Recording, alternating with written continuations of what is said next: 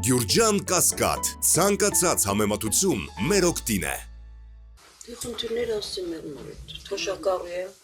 մի շարք, չափից այլով հիմա բժշկից հիվանդանոց եմ գալիս, հերթագրվել էի,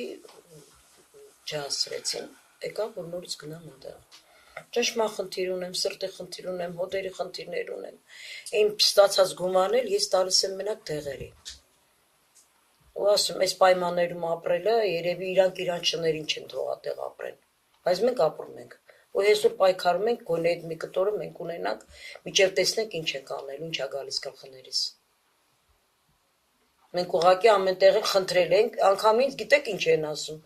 ասում դու կերակրողից չես կորցրել, դու որդուդ ես կորցրել, ասում այդ համեմատությունն են, ամեն ինչի մասն է խոսքը։ Իմ որդին զինծառայող այել Քելվաջարում զոհվել է։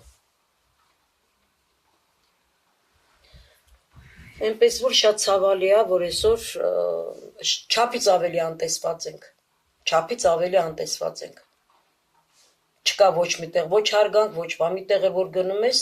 դիմում չեն վերցնում, ուղղակի բանավոր, որ հետո մենք չասենք, տես մենք դիմել ենք, մեզ պատասխան չեք տվել։ Բանավոր խոսում են, ասում են, լավ, գնացեք, մենք ձեզ կզանգենք։ Ու երբ կզանգեն, ինչ կասեն, դա արդեն Աստված գիտի։ Մենք արդեն ամաչում ենք։ Հասկանում եք, մենք հետև նստած Զարիկի ամուսինը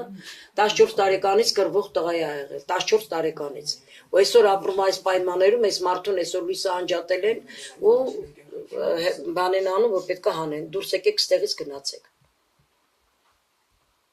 Ուղղակի մենք ափսոսում ենք մեր, չգիտեմ, ոնց ասեմ, մեր այսքան նվիրվածությունը մեր հայ ազգի, մեր հողի համար, որ մենք այսքան պայքարել ենք։